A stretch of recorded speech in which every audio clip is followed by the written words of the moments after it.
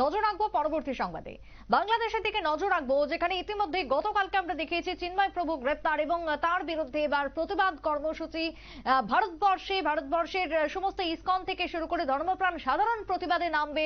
বাংলাদেশের সংখ্যালঘুরা ইতিমধ্যে প্রতিবাদ জানাচ্ছে চিন্ময় প্রভুর গ্রেপ্তারের ঘটনাকে কেন্দ্র করে। তবে এখন যে প্রশ্ন উঠে আসছে, চিন্ময় প্রভুর গ্রেপ্তারের পর প্রভাব পড়বে ভারত বাংলাদেশ সম্পর্কে, এই প্রশ্নই এখন উঠে আসতে শুরু করেছে। আদৌ কি প্রভাব পড়বে বা পড়লে কতটা হবে তার খারাপ পরিণতি? টেলিফোন লাইনে রয়েছেন প্রতিনিধি অঙ্কিতা বর্ধন। অঙ্কিতা, এই মুহূর্তে দাঁড়িয়ে চিন্ময় প্রভুর গ্রেপ্তার এবং এই ইস্যুতে দিল্লির উপর চাপ বাড়াচ্ছে ভারতীয় সন্ন্যাসীরা, এখনো পর্যন্ত কি আপডেট রয়েছে, দিল্লির কি প্রতিক্রিয়া?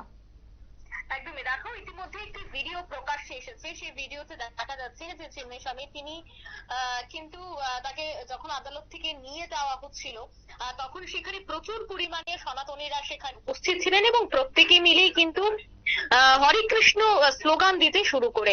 ইতিমধ্যেই চিন্ময় প্রভুর গ্রেফতারিকে কেন্দ্র করে রীতিমতো হয় হট্টগোল তৈরি হয়ে গেছে।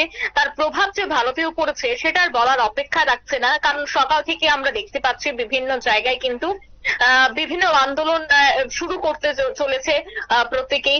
অন্যদিকে জানা গেছে যে প্রধানমন্ত্রীর একেবারে ঘনিষ্ঠ বেশ কিছু সন্তরা তারা এবার প্রধানমন্ত্রী দপ্তরে যোগাযোগ করেছে এবং দুজন সন্ত ইতিমধ্যে যোগাযোগ করে কথা বলার চেষ্টা করেছেন প্রধানমন্ত্রীর কাছে, কারণ কিভাবে সেই চিন্ময় প্রভুকে সেখান থেকে মুক্তি দেওয়া যায় এই বিষয়টা নিয়ে যেন দিল্লির চাপ বাড়ায় বাংলাদেশের উপর, তার জন্য কিন্তু বারবার আজ দুই সন্ত প্রধানমন্ত্রী দপ্তরে গিয়ে আবেদন জানিয়েছে। অন্যদিকে আমরা দেখেছি যে পশ্চিম বাংলার বিরোধী দলনেতা শুভেন্দু অধিকারী তিনিও কিন্তু এক প্রকার হুমকি এবং হুঁশিয়ারি দিয়েছেন। তিনি প্রথমে প্রত্যেককে একজোট হওয়ার কথা বলেছেন, অন্যদিকে তিনি বলেছেন যে ব্যবসা কিভাবে করে বা ব্যবসা যেন বন্ধ করে দেওয়া হয় সেই বিষয়টা নিয়েও তিনি আওয়াজ তুলেছেন। যাই হোক, একটা আন্তর্জাতিক ক্ষেত্রে ব্যবসা হুট করে বন্ধ হয় না, সেক্ষেত্রে বিভিন্ন পর্যায় থেকে বিভিন্ন আলোচনা থাকে। কিন্তু এবার দেখার বিষয় যে দিল্লি এই বিষয়টাই কি সিদ্ধান্ত গ্রহণ করে, দিল্লি কি সত্যিই বাংলাদেশের সাথে যোগাযোগ করে কিনা, অন্যদিকে ইউনুসের উপর চাপ বাড়ায় কিনা। কারণ আমরা যে খবর পাচ্ছি ইতিমধ্যে পশ্চিমবঙ্গ, আগরতলা সহ বেশ কয়েকটি রাজ্যে কিন্তু ইতিমধ্যেই আন্দোলন তৈরি হচ্ছে।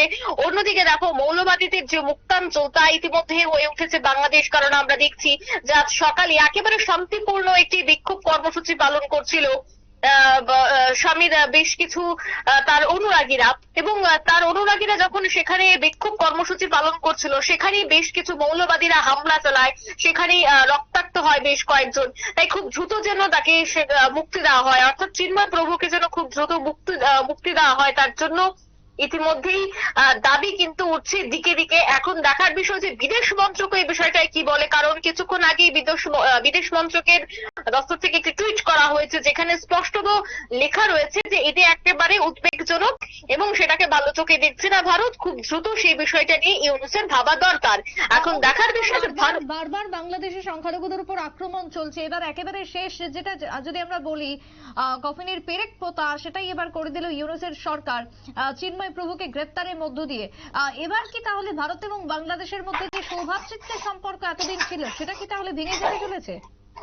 একদমই, দেখো ভারত এবং বাংলাদেশের যে সম্পর্ক সেই সম্পর্কে টানাপোড়েন কিন্তু শুরু হয়ে গেছিল হাসিনা সরকারের পতন থেকেই। কারণ আমরা জানি যে হাসিনা সরকারের পতনের পর থেকেই তাদের বিভিন্ন জায়গায় দেখা গেছে যে একদিকে ভারতীয় পণ্য দিকে ভারতীয়রা কিন্তু এই বিষয়টা তীব্র নিন্দা জানিয়েছে। ইতিমধ্যে যেহেতু চিন্ময় স্বামীকে গ্রেপ্তার করা হয়েছে, তাই সেক্ষেত্রে শুভেন্দু অধিকারী তিনি যে দাবিটা তুলেছেন যে ব্যবসা বাণিজ্য বন্ধ করা দরকার, এবং অন্যদিকে শুধুমাত্র শুভেন্দু অধিকারী নয়, বেশ কয়েকজন, সুকান্ত মজুমদার যিনি কেন্দ্রীয় মন্ত্রী তিনিও কিন্তু একই দাবি করেছেন, এবং সেই দাবি শুধুমাত্র পশ্চিমবঙ্গ থেকে উঠে আসেনি, দেশের বিভিন্ন জায়গা থেকে কিন্তু এই দাবি উঠে আসছে।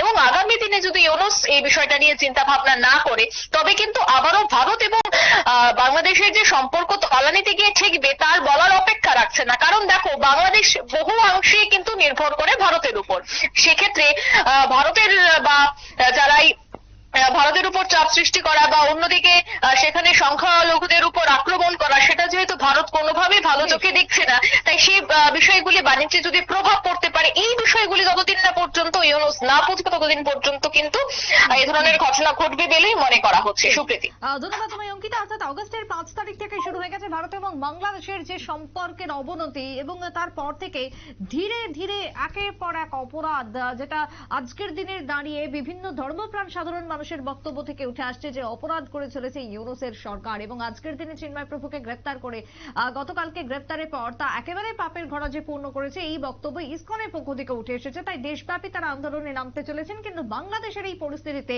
ভারত সরকার কি পদক্ষেপ নেয়, মুখ আদৌ খোলে কিনা, সেদিকেই তাকিয়ে রয়েছে আপাতত গোটা দেশ। ছোট্ট একটা বিরতির পর ফিরবো, সঙ্গে থাকুন।